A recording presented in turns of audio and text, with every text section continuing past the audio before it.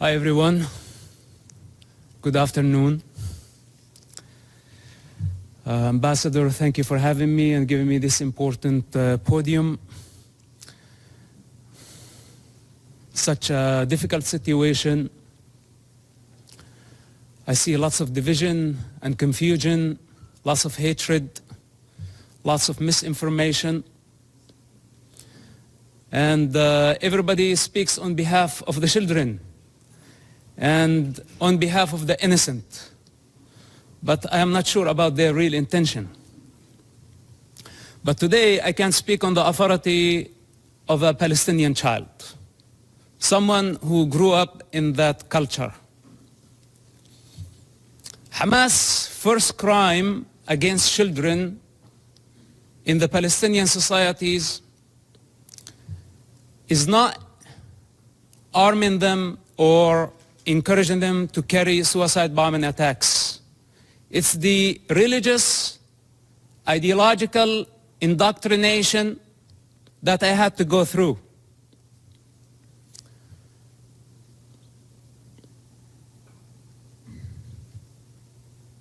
With one intention in mind: to annihilate the state of Israel. This is Hamas' primary goal. In this truth, there is no confusion. I speak as first-hand witness on Hamas and their intention. My father is one of the founders of Hamas movement. I was there when Hamas was born. I was before Hamas was born. And as I said before, I will be there after Hamas is dead.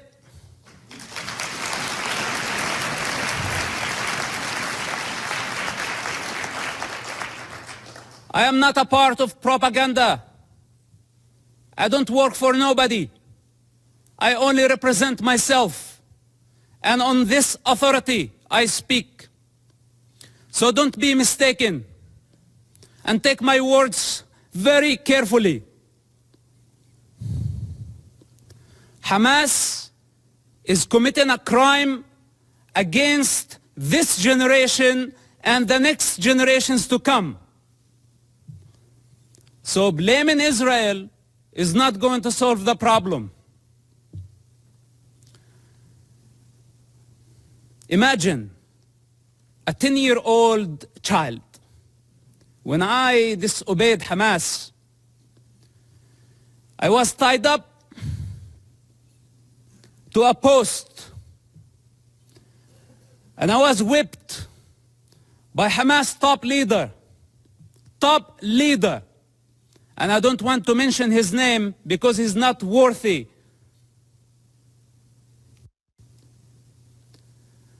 With the electric cable. Every lash, I lost my breath. Until I lost my consciousness. My father was in prison at that time. And this leader thought that he was my mentor. This is Hamas discipline. This is how they wanted me to be. To become a violent savage like them. And the very basic intelligence of a child, when I felt that that was not natural, it wasn't. But I had still to go to the mosque to please my mother and please my father and obey this type of monsters. I hate to talk about my personal struggle. And I hate to be in a position to be at defense. He also don't like to be at defense. Because this is what Hamas did to Israel on October 7th. They put all of us at defense. But this doesn't mean that we are not going to win the war.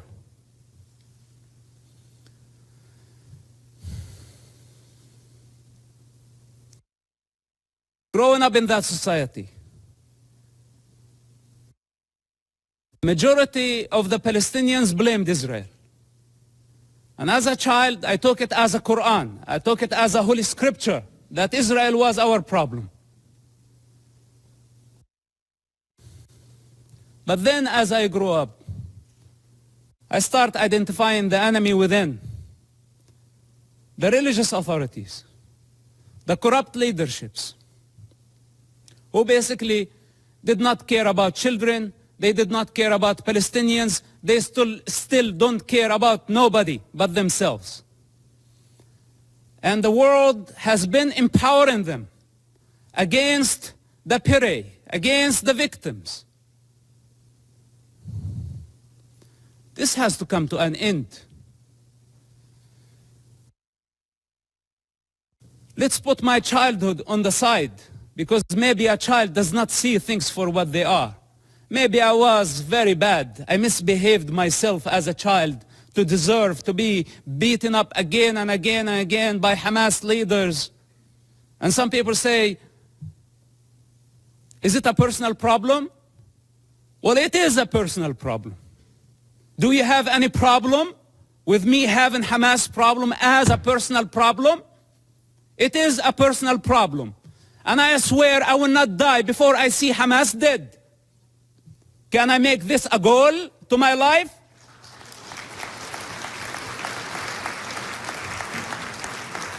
You know, unlike many of the leaders who sit here and give Hamas legitimacy by not condemning them, if the entire world stand there and say otherwise, the child witness within will always be there. And nobody can deceive that child anymore.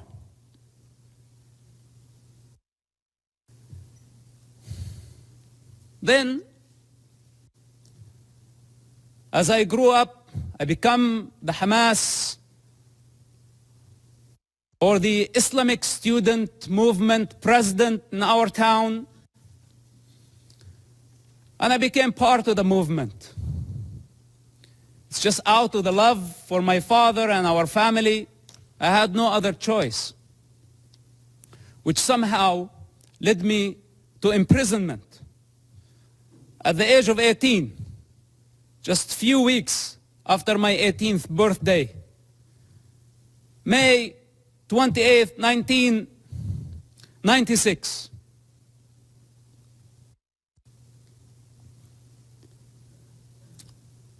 My problem was not Israel who arrested me during that experience. It was Hamas again, but this time with a lot more brutality, a lot more pain than the pain I experienced on a personal level. In prison, Hamas tortured and killed hundreds of Palestinian prisoners, Hamas members, because Hamas had suspicion that they were collaborating with the state of Israel. I spent 16 months in that first arrest among Hamas leaders. What was called Al-Majd, Hamas security wing, for those who don't know, this division of Hamas. This security wing, they brutally tortured people, putting needles under their fingernails, burning plastic on their bodies, putting off cigarettes in their skin. Screams of hundreds of prisoners over that period of time. How could I forget?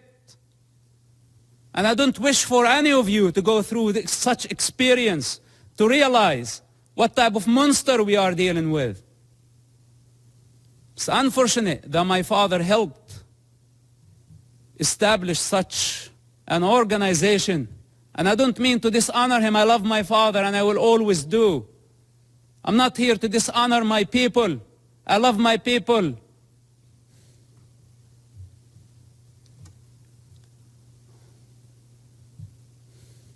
But I cannot believe how far Hamas was able to travel in this madness, and we could not stop them. After I was released from prison, I made very hard choices. And I don't have the time to go through all my motives, but yes, I had many motives. Many motives to fight against Hamas, and I still do. And nobody can get in my way. Not even the United Nations.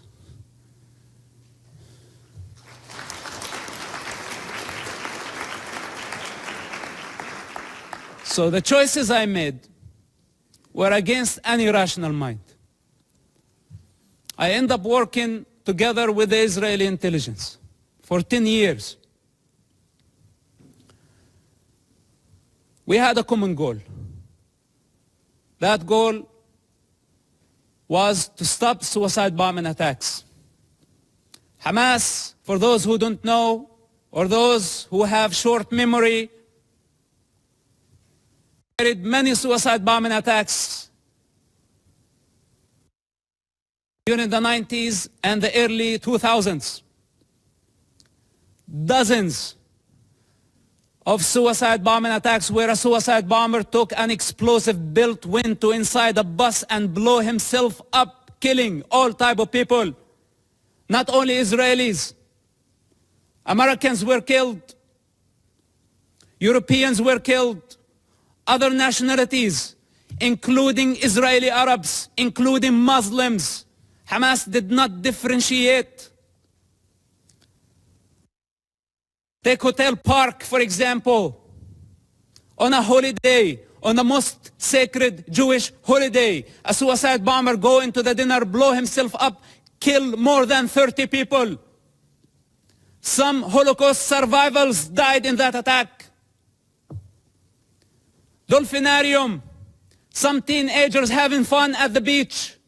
Hamas suicide bomber killed about 18 and wounded dozens. Look up, see how many buses. It did not stop there.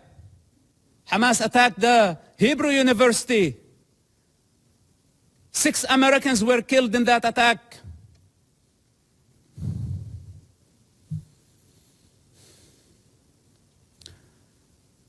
They targeted synagogues. They targeted everywhere. Knowing the Israeli retaliation, they invite violence, they love violence. Hamas, without chaos, cannot survive. It's their climate. This is where they thrive. When the peace process came, if you follow the history of Hamas and their development or their evolution, whatever you want to call it, Hamas, what sabotaged the peace process through suicide bombing attacks.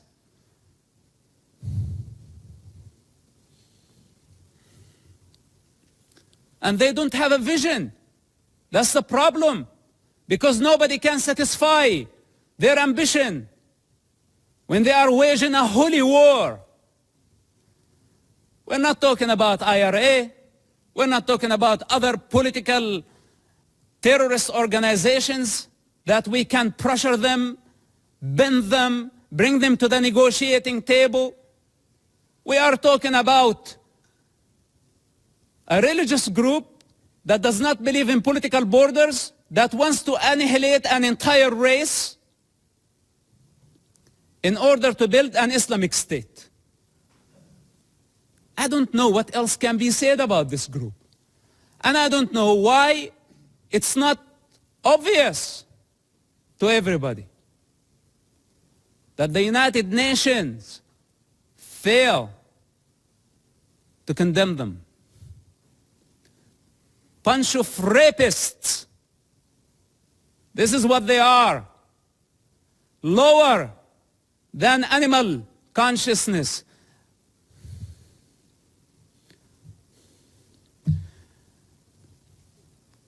So, I don't speak only on the authority of that child, and someone who grew up in the Palestinian territory, I also speak on the authority of someone who has 10 years of experience in a counterterrorism of the Israeli intelligence. It took us 8 years to capture someone by name Ibrahim Hamid, this mass murderer. 8 years he hid in a small town of Ramallah, less than 20,000 people. It took us 8 years to capture him, while he was sending suicide bombers every other day. It was a big nightmare to capture him. And you know now what they are doing? Why the hostage situation that we have in Gaza? They want him. He's on the top of the list to be released.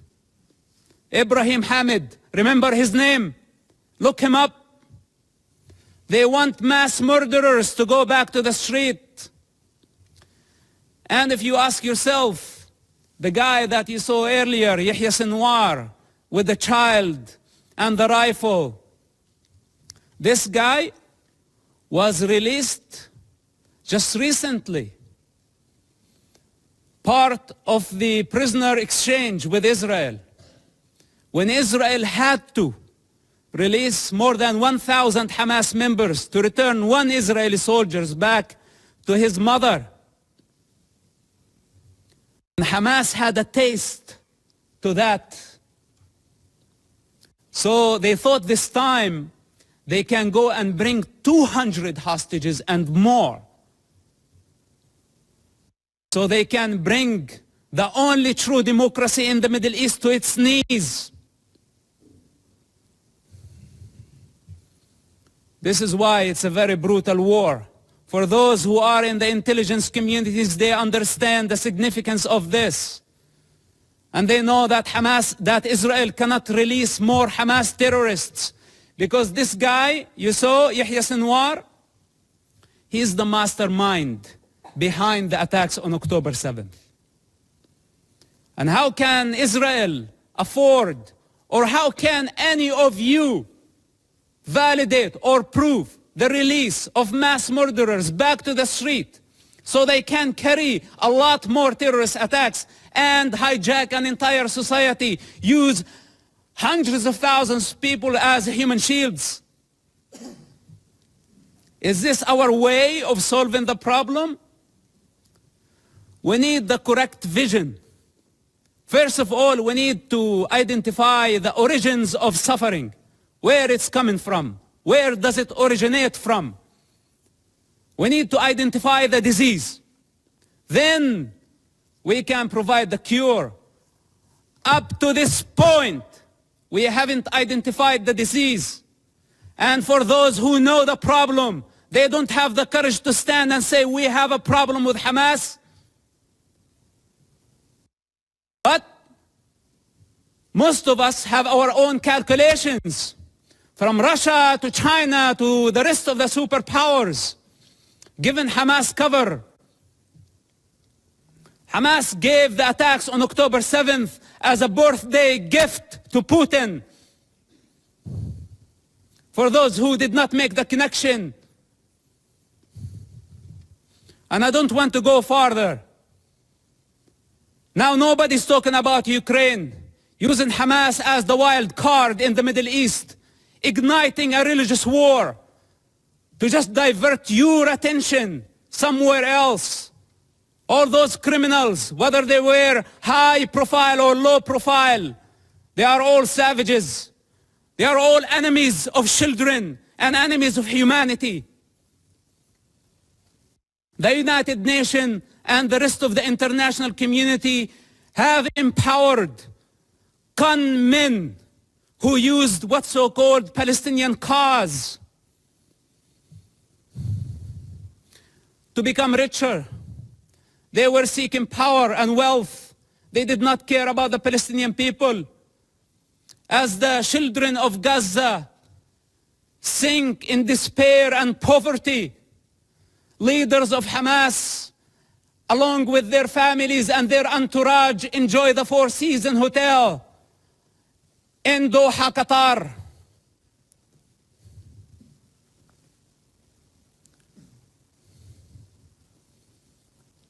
can continue putting our head in the sand, but then we have escaped our responsibility.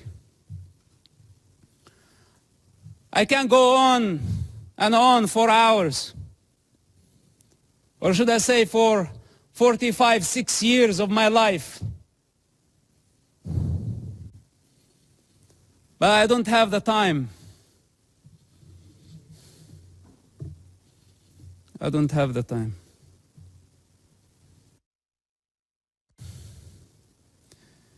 If we don't eradicate Hamas this war and this time, if we don't eradicate them, the next Gaza war is going to be deadlier. It's going to be much greater.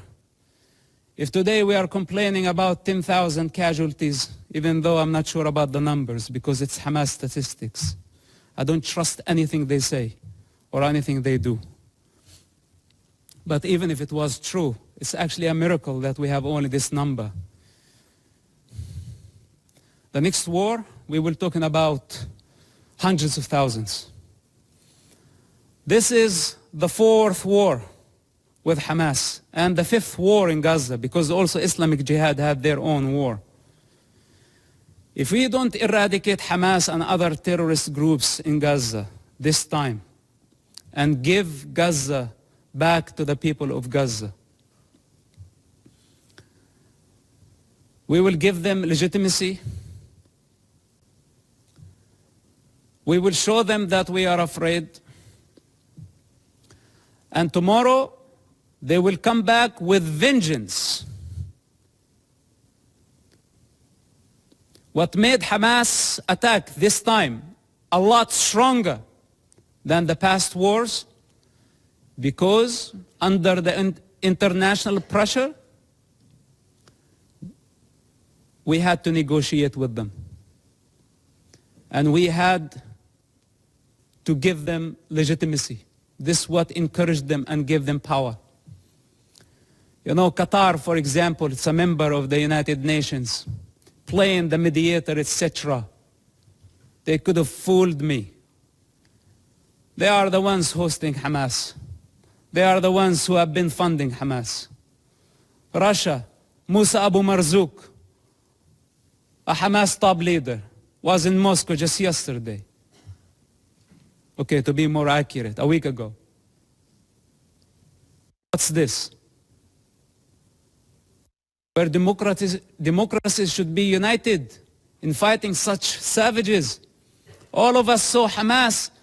You call a hostage situation, but you want the true term Hamas uses for this? Booty. It's not even hostages. It's not war prisoners. All of us saw Hamas, savage, grab a teenager girl from the neck, pushing her into the unknown. That's your very freedom. That girl represents your freedom.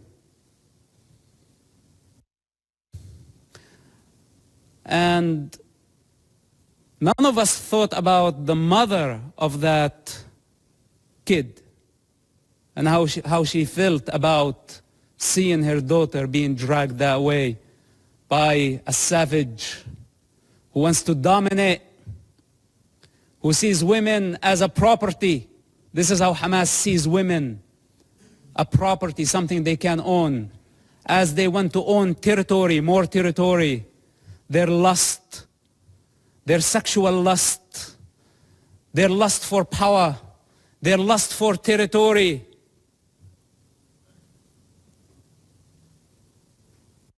I had to die many times in order to transcend this mentality. So we are talking about a big problem. It's beyond Israel. And here is the danger. And with this, I will conclude. The danger if Israel fail their war in Gaza, which is a brutal war, Because if it was open war, Israel would annihilate Hamas in no time, matter of hours, let's say days. Hamas is finished. But since Hamas strategy, it's a strategic thing of Hamas to take human shields. This crime cannot be forgiven. None of us should forgive this crime. Gambling with children's blood for political gain, it doesn't get worse than this. So Israel now got stained by blood. This is what Hamas wanted to happen from day one. They wanted to sacrifice thousands of children so Israel can take the blame. Digging tunnels and bunkers under hospitals, schools, launching missiles. A Hamas misfire, how many people killed at a hospital, and they went so fast to blame Israel, and the rest of the world listened to them and listened to their propaganda. Nobody is concerned to check what is true and what is false. Whatever that serve our political and short-term interest, we go for it. Suicidal, not knowing that we are going against evolution. We are going against the collective consciousness of humanity. We're going against the interest of children, the defenseless children who has no one to speak on their behalf. They don't have the power to discern. And yes, they are dying. But who's causing all this death? Blame is the cheap way. It's the way of the coward. Those who have the courage take responsibility. They don't blame.